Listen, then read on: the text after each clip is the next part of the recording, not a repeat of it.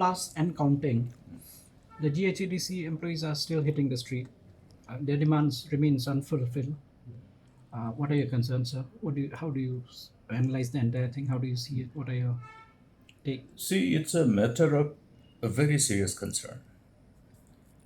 We must not forget the fact that this provision of 6th Schedule of the Constitution of India is very important for the very simple reason, that is the protection of our identity, our culture, our way of life, and to ensure that there is no chances of alienation of the land that belongs to our tribal people. In the context of Garoids, you know that we have our clan system. The land belongs to our people. And the provision of the 6th Schedule of the Constitution of India is the only weapon by which we can prevent alienation of land, alienation of power over resources, ownership over resources. All these things are crucial. And it is precisely because of this reason that at the time when the Constitution was being framed, there was a felt need that this special provision be ensured to be part of the Constitution of India as we appropriately found it in the provision of the Constitution of India today. So, therefore, any action of the people in authority to address this type of serious concern in the sense that when we know that the ADCs are finding it difficult on their own to fulfill their responsibility inconsistent with the provision of the Constitution of India. To be more precise, inconsistent with the provision of the 6th Schedule of the Constitution of India. Then, is it okay when the state government says that it is none of their business but it is only the business of ADCs? No, that is wrong. Therefore, shrugging off the responsibility to address this serious concern, which affects the very capability of the ADCs to fulfill their responsibilities, amount to diluting the provision of the 6th Schedule of the Constitution. And when you allow dilution of the provision of the 6th Schedule of the Constitution of India, and you allow with complete sense of insensitivity, then it amounts to indication of indication that okay, for those people who are demonstrating this insensitivity, for them the 6th Schedule of the Constitution of India doesn't matter. They don't value it. And I condemn this attitude. Because this attitude itself is a demonstration of their insensitivity based on their anti-people mindset, based on which is a reflection of complete lack of priority in the right earnest, the priority which revolves around protecting the interests of our people. What is the way out now? Because something has to be done. Now, way out is see, if you reconnect with the past, in 2015 and 16, which was the offshoot of a long-drawn engagement with Government of India, wherein at that point of time, we tried to prevail upon Government of India the binding responsibility as enshrined in the Constitution to be taken note of and extend the kind of support needed to the ADCs. You will recall that numerous attempts to convince Government of India were persistently pursued by our government at that point of time. In the context of what is provided in the Constitution of India. Now you will see, if you look at relevant article which requires Constitution of the Union Finance Commission, there's a provision wherein the provision indicates that appropriate allocations of funds should be provided to Panchayati Raj system and to other local bodies. And in the context of the areas falling under 6th schedule, and in the context of any uh, re- responsibility enshrined as per the provision of the Constitution of India towards providing fund for the welfare of the tribals, the STs, as reflected and appropriately enshrined in the Constitution, read Article 275 of the Constitution of India. There is a provision based on which we pursue with Government of India that there is a need to provide special fund, which is comparable to the kind of fund that we provide to the Panchayati Raj system. Now you will appreciate the fact that the Panchayati Raj system, for the purpose of fulfilling their mandate of the Constitution, they are provided with uninterrupted flow of resources and finances by Government of India. And based on that, since the state of Meghalaya, because we have 6 rural areas, which basically I will say the whole areas falling within the jurisdiction of the state of Meghalaya are 6 rural areas. Therefore, we already have the provision of the 6th rule of the Constitution of India. Therefore, the provision of the Panchayati Raj system was not applied in the context of Meghalaya. Therefore, this fund does not come to the state of Meghalaya. But there's an alternative instrument. And that alternative instrument is also mandated by the Constitution of India, read Article 275, where the relevant article says that in order to level up governance of the ADCs, because the relevant article says that the parliament shall allocate funds for different purpose, including this specific purpose. What is this specific purpose? Is to augment the level of governance and administrations in the 6 rural areas by the ADCs. Therefore, how do you augment the level of governance? How do you improve the level of administration if you cannot pay salary? Therefore, when you interpret this provision of the Constitution, it is abundantly clear that the Parliament has the onus of responsibility of earmarking relevant amount of fund to ensure that the level of governance, level of administration of these 6 scheduled areas are not compromised. Or rather, they should infuse the kind of resources to improve the level of administration. Therefore, on the basis of this mandate of the Constitution of India, we worked upon with Government of India. We engaged with all the relevant ministries, Ministry of Tribal Affairs, Ministry of Rural Development and Panchayati Raj System, and Ministry of Finance, and all the relevant ministries which were directly or indirectly connected. And on the basis of this engagement, what happened?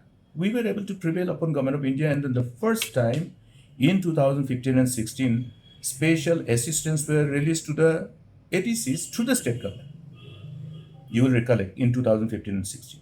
Khasil's Autonomous District Council received the highest based on the size and the population. Then the next was Garo's Autonomous District Council, and subsequently Jaitia's Autonomous District Council. Now, since we are discussing the issue pertaining to Garo's Autonomous District Council, let us be specific to GHADC.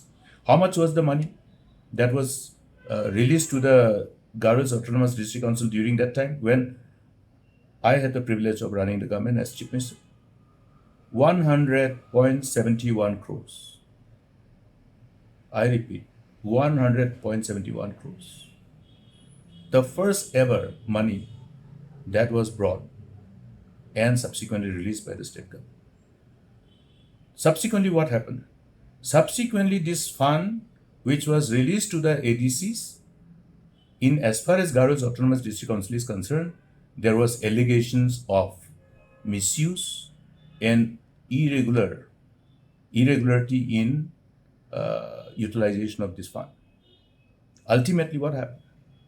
Ultimately, vigilant citizens have taken up this issue, collected information through RTI, and subsequently, when they found out that there was huge irregularity in respect of utilization of this huge amount of fund, which was released for the purpose of implementing programs for the welfare of the tribals in the Autonomous District Council, they ultimately were compelled to take judicial intervention. And some of the civil society activists actually took up the issue with Lok Ayukta as well. The case is still pending. Result is that utilization certificate of that 100.71 crore has not been appropriately submitted to Government of India. The result is very crippling because subsequent release of funds did not happen. Today, if you look at 100 crore into 2015-16, even if there was incremental release of 20% every year, 20 into now 10 years, into 10 is 200 crore. This 100 crore would have probably become, yes, 300 crore plus, or maybe more, depending on how we engage and look at the honors of responsibility that is vested upon ADCs in as far as the mandate of the Constitution is concerned. This has not happened. Now, it is interesting also to know that in that 2015 and 16, during that time, the chief executive member was one Mr. Denang T. Sangma. And the district council was being run by NPP, as it was in fact NPP-led executive committee. And during that time, interestingly, the district council, for whatever reason, decided that they should have a high-powered committee.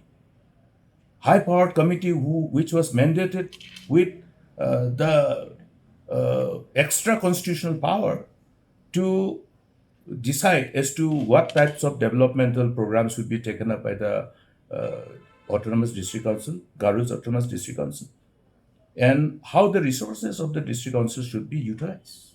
And at that point of time, I would be pleased to share with you, the chairman of that high-powered committee was the present incumbent chief minister. He will know as to how this 100 crore was utilized. You should ask him how the 100 crore was utilized and how it was released, whether it was inconsistent with the financial rules or not. And if there are allegations of irregularity in respect of its utilization, and if citizens have taken note of this and then asked for, judicial inquiry or whatever, in fact, knocked the door of the Lok Ayukta, why the cases are still pending? It should be in the best interest of our people that these cases must be disposed of in the right harness. If there is nobody who should be found guilty, then they will go, they will somehow or other be freed from this allegation. But the fact is that this is one of the reasons why this huge exercise that we embarked upon as government at that point of time, and which yielded positive result of getting fund for the ADCs, have now somehow been dislocated. But my point here is, since we are looking for the way forward, therefore we have done it in 2015-16. Now we have to take it up with Government of India to see that despite this dislocation, because of the reason that we have referred to, I think it is only appropriate to take cognizance of the challenges being faced by ADCs and ensure that this provision in the Constitution of India is somehow utilized to the extent necessary to give that kind of support which is required for the ADCs. Government of India, therefore, should take a rather do justice to ADCs, keeping in mind this requirement as responsible government to fulfill this mandate of the Constitution. It will be therefore very important to further take up with Government of India. If the Government of India is well apprised of all these developments, I am sure that the constitutional provision which has to be fulfilled by the government of the day, then these challenges which is being faced by ADCs, particularly in respect of the challenges being faced by Garo's Autonomous District Council, I am sure that the whole solution lies there. The solution is available because the provision in the Constitution is there. I am disturbed by the fact that earlier, when I think the incumbent chief minister was speaking to the media pertaining to the problem of the ADCs, specifically pertaining to the your crisis in respect of Garo's Autonomous District Council, the chief minister tried to pass on the whole buck to the ADCs. It was almost like shrugging off the responsibility. But he should know that as chief minister of the state, he has the responsibility to look at this provision of the Constitution of India, and also to look at as to how we have managed to convince Government of India in 2015-16 to get the money. Why during his time they are not trying to explore these possibilities? Why they should say that it is only the job of the ADCs? ADCs are institutions which are mandated by the Constitution of India.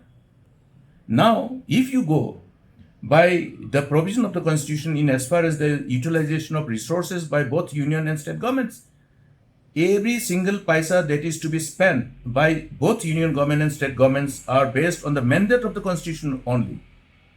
Every single paisa that is presented before the budget must be in sync with the provision of the Constitution of India.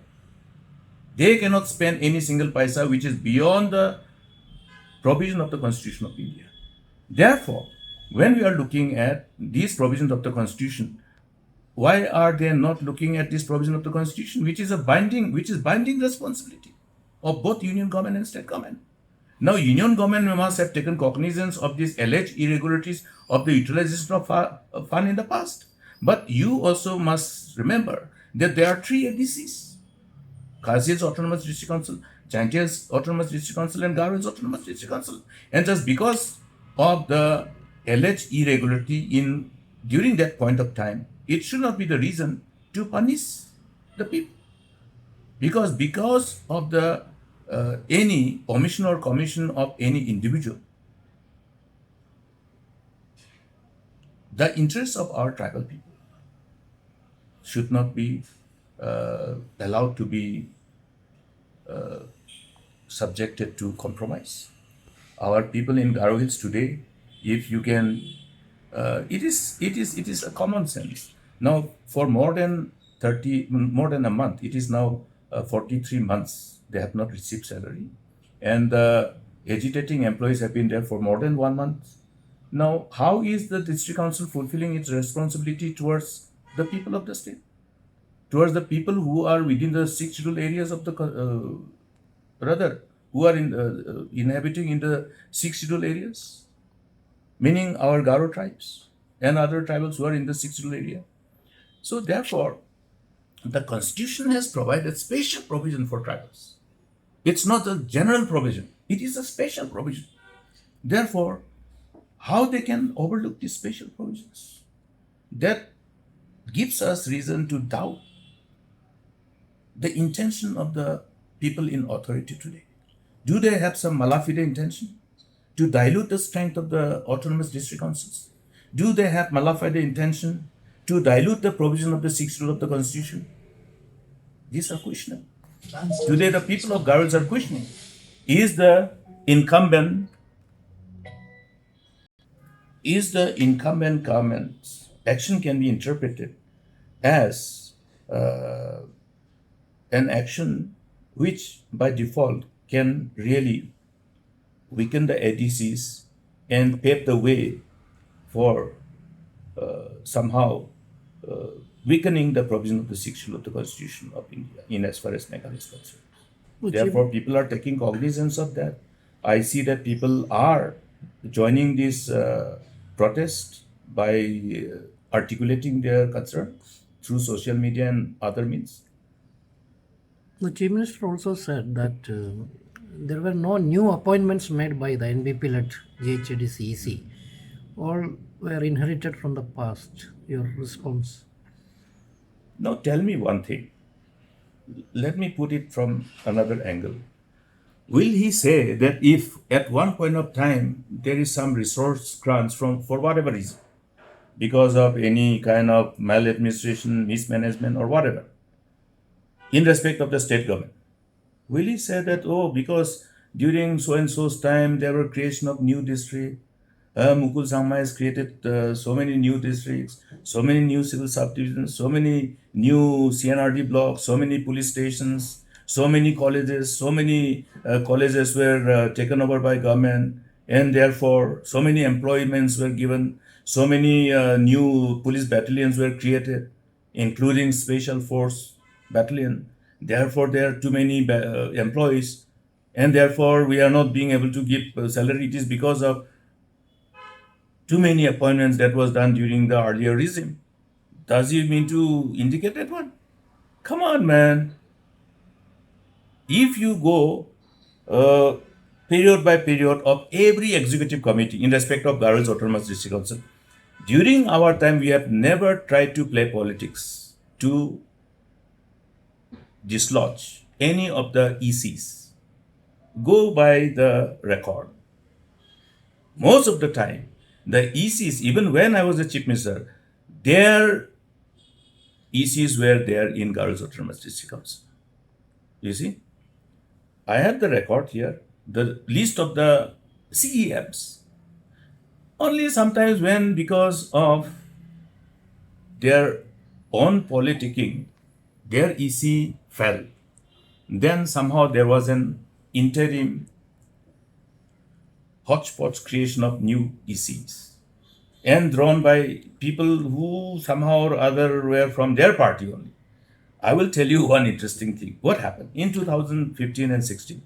After this 100.16 crore were released to the ADC, to Garhwals Autonomous District Council, what happened?